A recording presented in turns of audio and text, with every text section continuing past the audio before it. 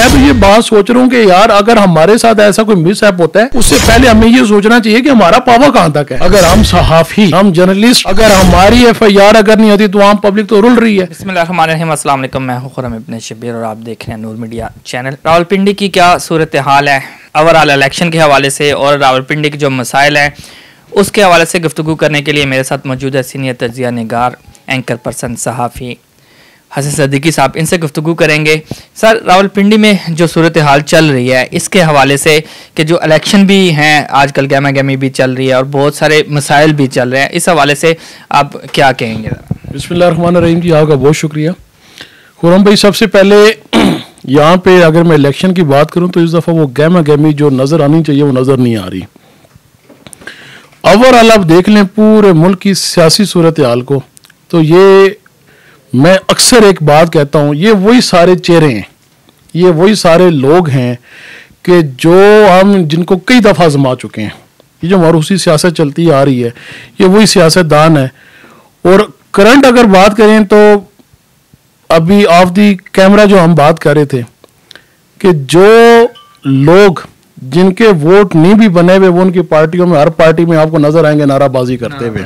अच्छा सर, पिछले दिनों दफ़ा 144 भी लगी थी, वो इस वजह से लगी थी कि कोई थ्रेड भी आए थे, तो दहशतगर्दी का भी कोई मसला हो सकता है और इस तरह के जलसे नुकसानदेह नहीं है? बिल्कुल नुकसानदेह। अब ये जितने यहाँ पे जलसे होते हैं, हम यहाँ पे बैठे हैं मेरे मरकज में, यहाँ पे कदीमी जो जलसा गाह है वो हमारा लियाकत बाग है कि जो जहाँ पे कोई भी किसी भी सियासी कारकुन ने, पार्टी ने जलसा करना होता है यहाँ पे करते हैं। अब मुझे ये बात बताएं कि जो यहाँ पे जितने कारकुन आते हैं क्या उनका रिकॉर्ड इनके पास है या उनका रिकॉर्ड हमारी पुलिस के पास है? जितने लोग यहाँ पे ये जो रक्षों के अंदर आ रहे हैं, वैगनों के अंदर आ रहे हैं, सुजुकियों के अंदर आ रहे हैं, साउंड सिस्टम लगे हुए हैं, नारेबाजी हो रही है, क्या ये लोग वो किसी को पता है कि ये कौन लोग हैं?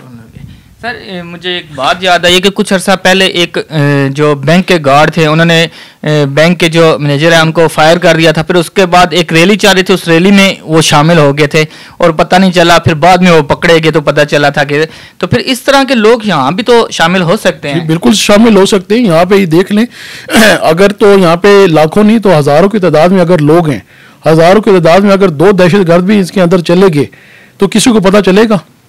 हमेशा जो बाहर से बंदा आता है उसी ने आके दहशतगर्दी करनी है, जिसको किसी को भी नहीं पता। अब किसी भी थाने में यहाँ पे अभी 2000, ये जो अभी जलसा भी हुआ है 2 दिन कबल, यहाँ पे 2000 पुलिस के यहाँ पे मुलाजमीन तैनात थे। 2000 पुलिस मुलाजमीन में से मैं ये 110% ये बात करता हूँ किसी के पास किसी एक बंदे का भी रिकॉर्ड हो, यहाँ पे कोई भी बंदा आ सकता है आके, तो यहाँ पे कोई बड़ा ही कोई यहाँ पे दहशतगर्दी का वाकया पेश, मैं कहता हूँ यहाँ पे 5000 आप पुलिस एहलकार जो है ना तैनात कर दें। तो इसकी जिम्मेदारी किस पे डाली जा सकती है? इसका जिम्मेदार कौन है? इसकी जिम्मेदारी देखें ना तो मेरा तो ख्याल यही है कि ये लीडरों के ऊपर डालनी चाहिए। प्रॉपर एक प्लान होना चाहिए। जो आपके जलसे में आ रहे हैं, या तो यहाँ पे जहाँ पे आपके एंट्री गेट बने हुए वहां पे आप एक एक बंदे को या तो रजिस्टर्ड करें, आपको पता लगे कि हमारे जलसे के अंदर ये बंदा आ रहा है, या वहां पे ऐसा कोई सिक्योरिटी सिस्टम होना चाहिए, वहां पे ऐसे कैमरे नस्ब होने चाहिए कि जिनकी आप चेहरे की शिनाख्त करें। लेकिन यहाँ पे तो बिल्कुल एक वो मैं क्या कहूँगा, जिसका ना कोई रिकॉर्ड है ना कुछ है, यहाँ पे चलता फिरता बंदा भी वो जलसे के अंदर शामिल होगा, आके नारेबाजी करेगा, पता लगे PTI का बंदा तो नून के नारे मार रहा है। तो ये सब इसी तरह ही है, फजूल है सब। जी सर, असल में ऐसा भी है कि इस वजह से जो हमारा रावलपिंडी में क्राइम रेशियो है वो ऑलरेडी बढ़ा हुआ है। पिछले दिनों अखबार में बहुत ज़्यादा तादाद में जो इस हवाले से जिक्र हुआ था कि स्ट्रीट क्राइम जो है वो बढ़ते जा रहे हैं और जो पुलिस है उस हवाले से कोई इतने खास इकदाम नहीं कर रहे। पिछले दिनों TV पे काफ़ी सारी रिपोर्ट्स चली हैं और मेरे जो मालूमात है उसके मुताबिक 2-1 दिन पहले आपके ऑफिस का बाइक भी जो है वो भी इसी का जद में आ चुका है। तो इस हवाले से अपडेट के, अगर जो सहाफ़ी हैं, जो जर्नलिस्ट हैं, उनके ऑफिस के बाइक चोरी हो जाते हैं तो फिर उसका आउटपुट क्या है? वो किसके पास जाएंगे, क्या करेंगे? क्या आउटपुट है जी? बिल्कुल जीरो आउटपुट है। यहाँ पे जब तक किसी का पावा नहीं होगा यहाँ पे काम नहीं होता। ये हमारी जो पुलिस है, मैं तो ये पीटता रहा हूँ, मेरे जितने भी प्रोग्राम हुए मैं हर प्रोग्राम के अंदर ये पीटता रहा हूँ कि यार ये जितने भी थाने हैं, हर थाने वाले को पता होता है कि इस एरिया का यहाँ पे जो गैंग है वो कौन सा गैंग है। आप मेरे से ये बात लिखवा लें, ये मैं कैमरे के सामने मैं बात कर रहा हूँ, हर थाने में ये सबको पता होता है कि अगर ये मोती महल का एरिया है, ये लियाकत बाग का एरिया है, इसके अंदर बाइक स्नैचर कौन है, मोबाइल स्नैचर कौन है, सबको पता होता है। यहाँ पे कोई पावे वाला बंदा आ जाए, उसको कहे जी मुझे ये बरामद करके दे, वो 10 मिनट के अंदर कहेंगे कि हाँ जी, वो नज़ीरे को फ़ोन करो जी, ये एरिया उसका है, बुलाओ उसको। वो आगे सामने खड़ा होगा, उसको पूछेंगे हाँ भाई तू चाहे, कैसे, नहीं जी मैंने नहीं उठाया, 10 और केड़ा बंदा तेरे नाल। ये तो सब इसी मिले भुगत से होता है, ये बगैर तो उसकी हो ही नहीं सकता। आप बहुत बड़ी बात कर रहे हैं। बिल्कुल कैमरे के सामने मैं कह रहा हूँ, ये 110% बिल्कुल बात मेरी दुरुस्त है। मैं कल किसी एक एसपी साहब के रीडर के साथ बैठा हुआ था, मेरी वहां पे भी यही बात हुई। उन्होंने मुझे कहा जी नहीं जी, हम मनीषा फरोशों से सिर्फ पैसे लेते हैं, हम इनसे पैसे नहीं लेते। मैंने कहा आप क्यों नहीं लेते? कहते जी वो कभी एक एरिया में पकड़ा जाएगा, दूसरे एरिया में जाके कहेगा जी मैंने वहां पे बाइक चोरी किया था तो फलाना ऐसे चौथा, लेकिन वो भी झूठ बोल रहा है। नहीं, इस हवाले से कोई आपसे सबूत मांग ले तो फिर आप सबूत कहाँ से देंगे? मैं बिल्कुल सबूत देने के लिए तैयार हूँ जी, 100% मैं सबूत दूंगा। बगैर पुलिस की मामलत के ये कभी भी काम नहीं हो सकता। अगर तो जब तक पुलिस, आप ये बात मेरी लिख लें, जहां पे नाका लगा हुआ होगा ना, वहीं पर क्राइम होगा। खन्ना पुल का एरिया था, हमारा एक दोस्त वहां पे रहता है, कहता है नाका उसी दिन लगता है जब यहाँ पे जो है ना मोबाइल छीने जाते हैं, उसी दिन नाका लगेगा। यहाँ पे उस दिन ये मरीड चौक पे नाका लगा हुआ था, एक गाड़ी वाले को रोका है, रात के 12-1 बजे की बात है, उसकी गाड़ी टेम्पर्ड थी, गाड़ी उसकी टेम्पर्ड थी, 500 रुपए लेकर उसको छोड़ा है, प्रूफ है मेरे पास।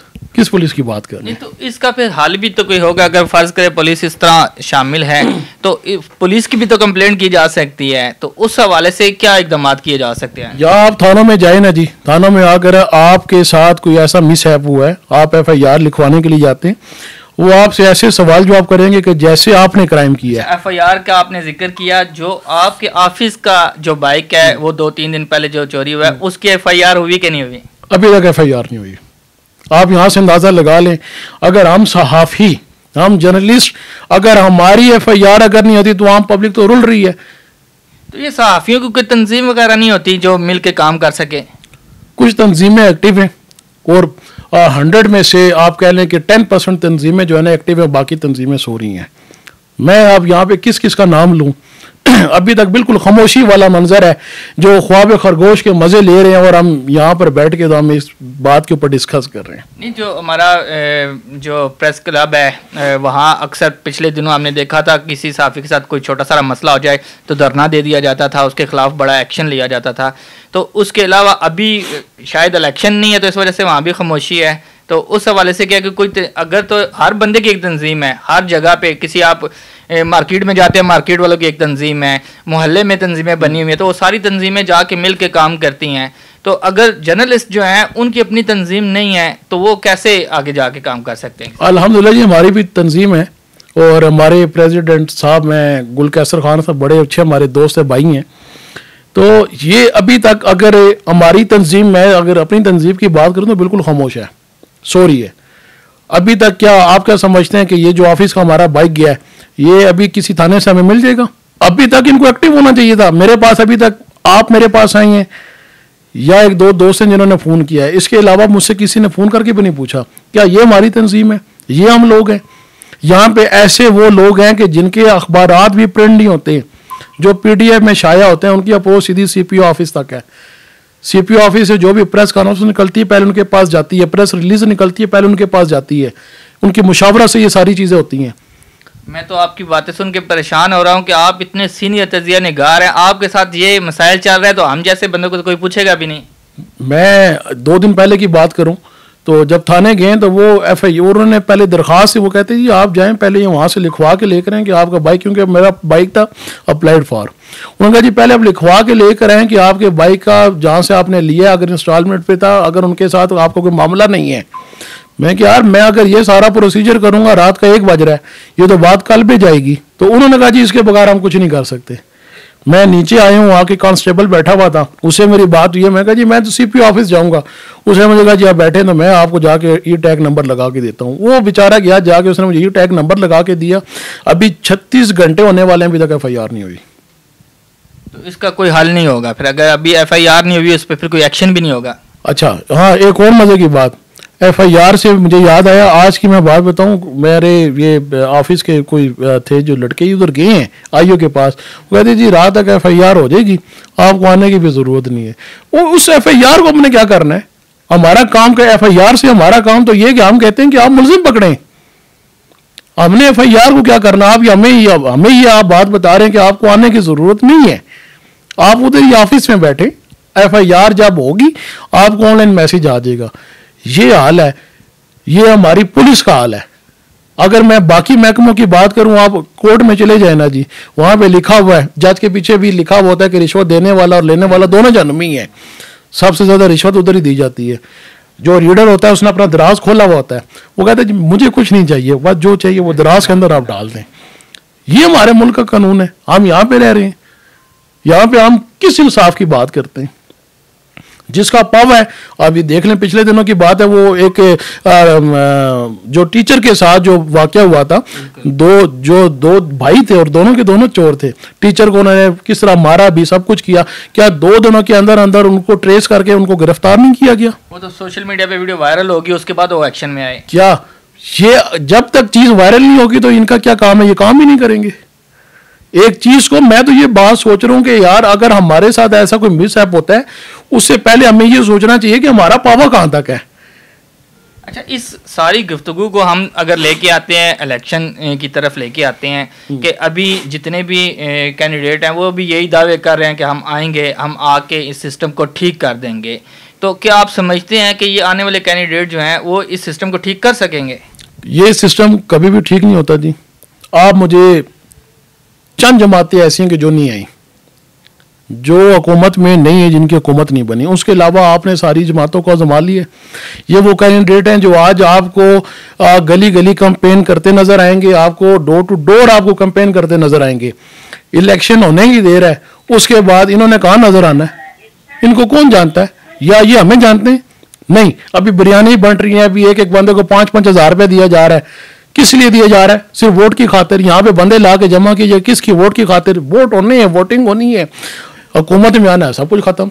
कौन MP है, कौन MNA? अगर आप, मैं दावे के साथ कहता हूँ, आप मुझे किसी MP से डायरेक्ट जाके आज के अलावा, ये इलेक्शन से पहले, इलेक्शन के बाद आप किसी MNA MP के बाद डायरेक्ट जाके आप मुझे मिल लें, आप जाके मिल लेंगे?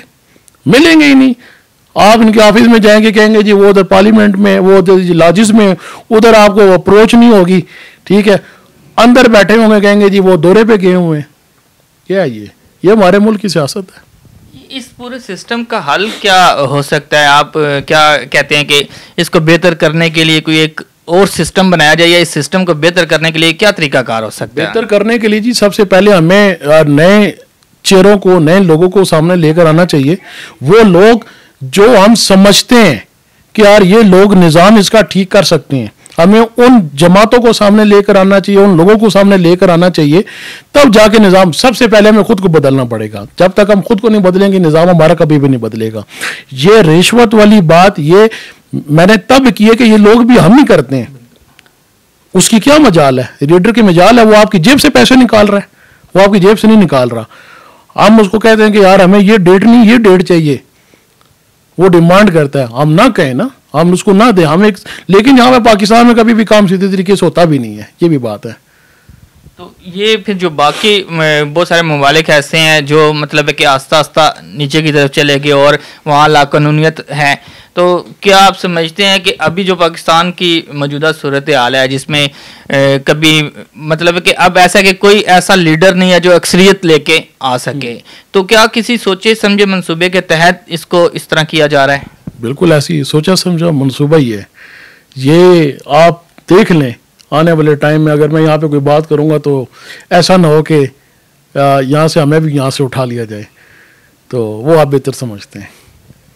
तो मेरा ख्याल है कि फिर गुफ्तगू को यहीं पे अख्ताम की तरफ ले जाएं तो ज़्यादा बेहतर है। जी, ये जो रावलपिंडी की मौजूदा सूरत हाल है, इसके हवाले से गुफ्तगू कर रहे थे हमारे साथ सीनियर तजिया निगार। और बेशक यही बात है कि इन मसाइल को हल करने के लिए हमें खुद ही कोशिश करनी पड़ेगी, हमें खुद निकलना पड़ेगा, हमें अपने आप को बदलना पड़ेगा। अगर कोई रिश्वत मांगता है तो हम उसे रिश्वत देते हैं तो वो रिश्वत लेता है।